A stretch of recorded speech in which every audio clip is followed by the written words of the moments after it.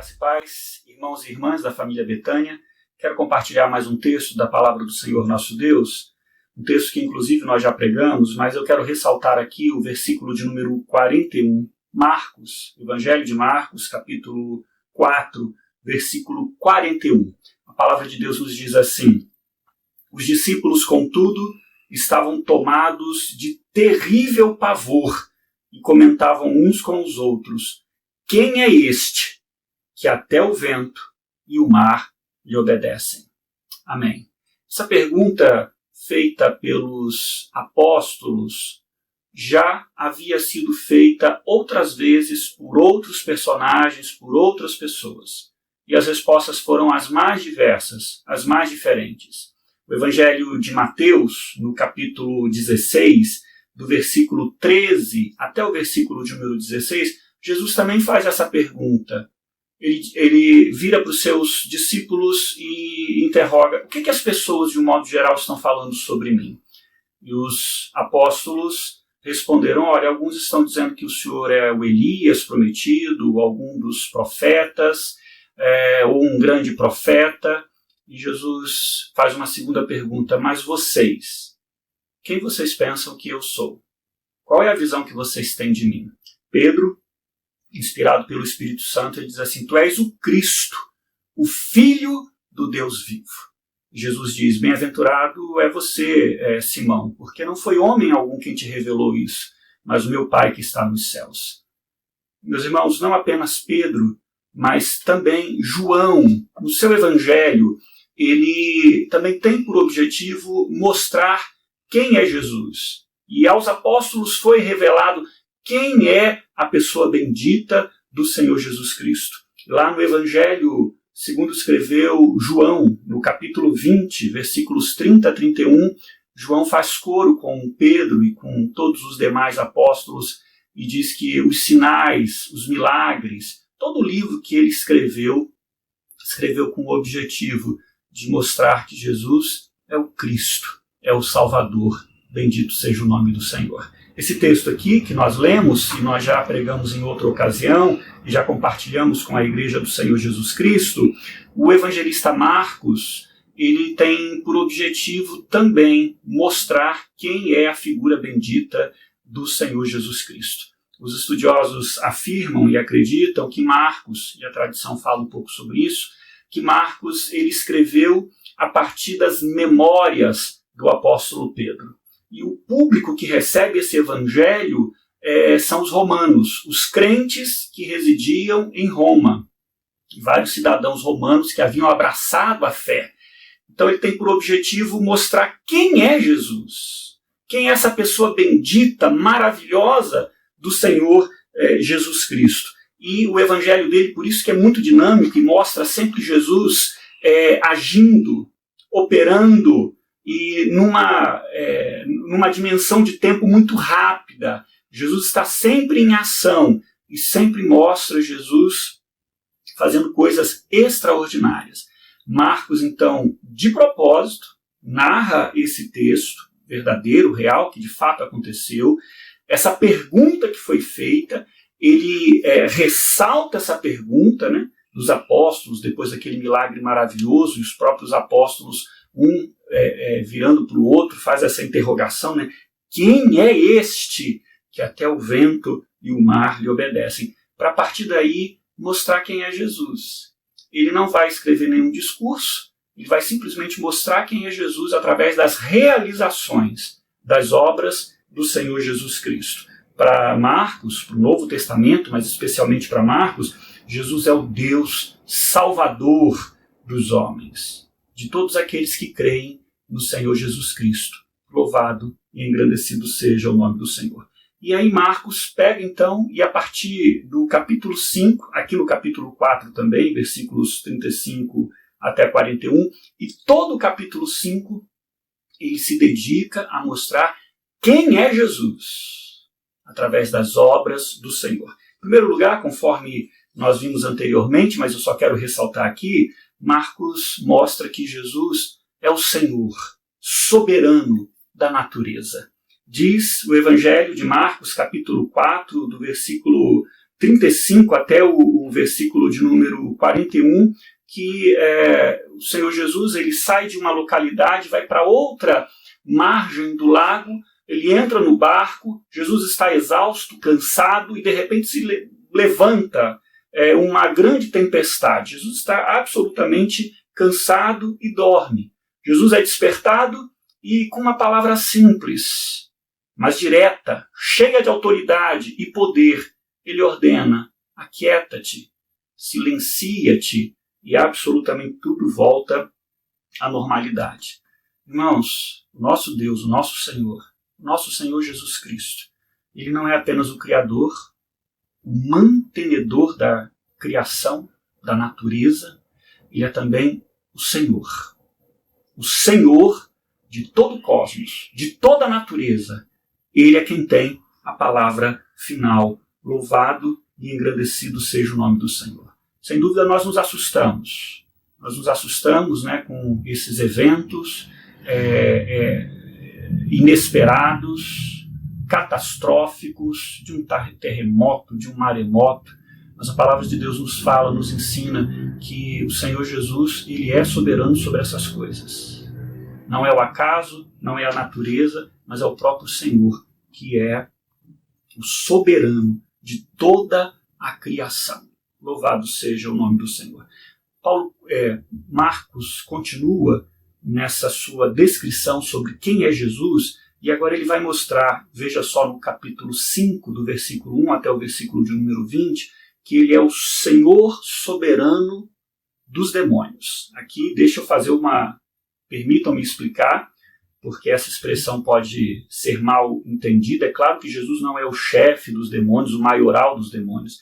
Na verdade, quando ele ministrou entre nós, entre os homens, ele foi acusado pelos líderes religiosos de ser o maioral dos demônios, o chefe dos demônios, nesse sentido de ser igual a eles e ser o principal deles. Não é nesse sentido. Longe disso, ele é soberano, ele está acima, ele tem todo o controle. Agindo ele, dando uma palavra, absolutamente nenhum poder das trevas pode prevalecer. Graças a Deus por isso. Jesus, então, ele tem o poder absoluto sobre as hostes infernais, sobre o próprio Satanás, sobre todo o principado, sobre toda a potestade. E o evangelista João, lá na sua carta, primeira carta de João, capítulo 2, versículo 8, ele traz uma nota muito interessante sobre a vinda de Jesus. Ele diz assim: olha, para isso se manifestou o Filho de Deus, para destruir as obras do diabo.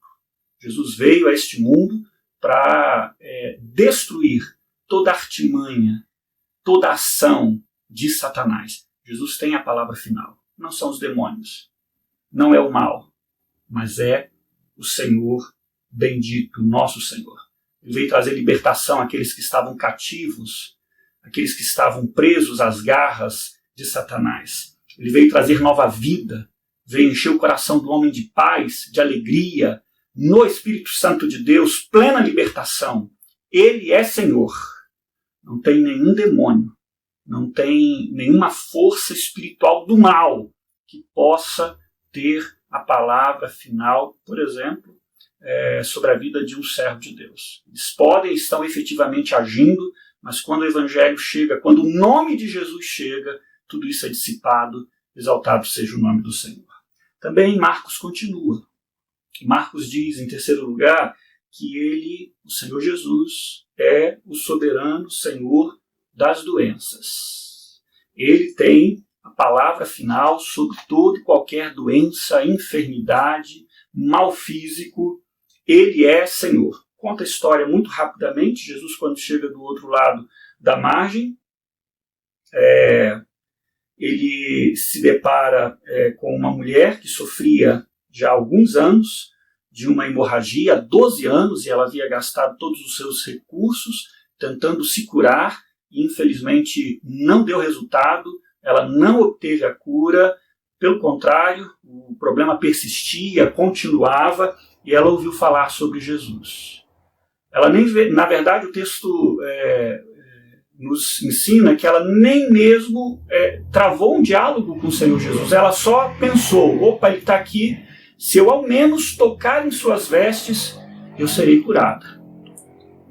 E é isso que ela faz. Ela toca. E quando toca, sai virtude, sai poder do Senhor Jesus. E ela é instantaneamente curada. Exaltado seja o Senhor. Irmãos, não há doença que seja mais poderosa do que o nosso Senhor e Salvador Jesus Cristo. Não há doença que prevaleça agindo o Senhor Jesus, ministrando o Senhor Jesus, ordenando o Senhor Jesus que ela vá embora ou cesse de algum corpo. Graças a Deus por isso. Louvado seja o nome do Senhor. Agora, aqui a gente precisa fazer uma ressalva, precisa dar uma explicação, porque nós não defendemos aqui que sempre, em todo instante, as pessoas vão ser curadas. Nós estamos dizendo que o Senhor tem poder para, dentro da soberania dele, dentro do propósito dele, muitas vezes essa cura não se manifesta. Nós nem sempre sabemos, mas a nós nos cabe orar, confiar e pedir a bênção do Senhor. E cremos que, segundo a vontade dele, sim, não há enfermidade, não há mal que não encontre o seu fim no nome poderoso do nosso Senhor e Salvador Jesus Cristo. A história da igreja contemporânea, antiga, tem mostrado que milhares e milhares, milhões e milhões de servos de Deus foram curados de diversas enfermidades e de diversos males. Porque o nome de Jesus tem poder. Porque o Senhor Jesus é todo-poderoso, é Senhor de toda e qualquer enfermidade. Exaltado seja o nome do Senhor. Por fim, Marcos capítulo 5, versículos 35 e 43. O evangelista Marcos nos mostra, nos responde a pergunta: quem é este?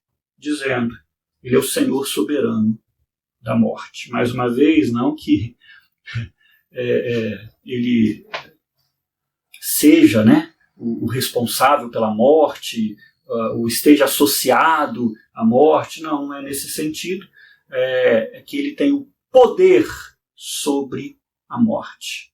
Louvado seja o nome do Senhor. A história, conforme nós dissemos, Marcos 5, 22 e 23, o chefe da sinagoga local, chamado Jairo, tinha uma filha, e essa filha adoeceu, estava muito enferma, realmente à porta da morte. Infelizmente, isso acabou acontecendo no trajeto do encontro de Jesus com este homem até a casa dele. Em Marcos 5,35, alguns amigos e companheiros de Jairo informam: olha, não importunem mais o mestre, porque infelizmente a sua filha faleceu. Jesus, ele não atende a essas palavras, diz assim: olha, vamos lá, nós vamos à sua casa. E chegando lá, de fato, a menina estava morta e Jesus realizou um milagre extraordinário. Ressuscitou aquela menina, ressuscitou. Marcos narra essas palavras, Jesus vira e fala: Talita cumi, menina, levanta-te. E ao pronunciar essas palavras de ordem, cheias de poder, aquela criança, aquela menina levanta, ressurge, ressuscita dentre os mortos. Quem é este? Jesus é aquele, irmãos, segundo a Bíblia, que tem o poder sobre a morte. Sobre a morte. Ele derrotou a morte na cruz. Há um livro antigo que fala, cujo título é A Morte da Morte na Morte de Cristo. E é exatamente isso. Ela está derrotada, está com os seus dias contados. Por isso que 1 Coríntios, primeira carta de Paulo aos Coríntios, capítulo 15, versículo 26, Paulo diz assim, ele fala que o último inimigo a ser destruído é a morte. Jesus, ele tem este controle absoluto. Apocalipse 1,18, o João, na ilha de Patmos, ele tem a visão, e lá no versículo 18, capítulo 1, versículo 18, diz que Jesus é aquele que tem as chaves da morte e do inferno em suas mãos. Ele é soberano sobre a morte e sobre o inferno. Ninguém tem a palavra final. Quem tem a palavra final é o Senhor Jesus. Queridos, você já ouviu, eu concluo aqui, nós concluímos aqui, Você já ouviu alguém semelhante a Jesus? Você não ouviu nem vai ouvir. Jesus é único. É único. Ninguém é igual a Jesus, ninguém é semelhante. Ele é Senhor, irmãos, da natureza. O Senhor do vento, do mar, do tsunami, do furacão. Ele trazendo uma palavra, proclamando uma palavra, toda a natureza obedece. Ele é Senhor dos demônios. Nenhum demônio é maior do que Jesus. E falando o Senhor, repreendendo o Senhor, dando a ordem, todos os demônios têm que obedecer. Senhor das doenças. A doença não tem a palavra final, quem tem a palavra final é o Senhor Jesus. E até mesmo da morte. Exaltado seja o nome do Senhor. Queridos, aconteça o que acontecer, creia, não é o homem, não são as circunstâncias, não são os demônios, não é a doença ou a morte ou qualquer outra realidade que tem a palavra final. Quem tem a palavra final é Jesus. Creia nisso. Nesses dias em que tantas pessoas estão tão atribuladas, tão temerosas, tão sem esperanças, volte seus olhos para Jesus. Ele é Senhor. A palavra final é dele, de nenhum outro. Ele é o Senhor. Quem é este? Este é o nosso maravilhoso Deus e Salvador Jesus Cristo. A Ele toda a honra, toda a glória e todo o louvor. Vamos orar? Pai, em nome de Jesus, eu peço que o Senhor abençoe o coração dos meus irmãos, das minhas irmãs, trazendo a paz do Senhor que excede a todo entendimento. Pai, nós sabemos que o Senhor é plenamente poderoso e temos aprendido isso na Tua palavra.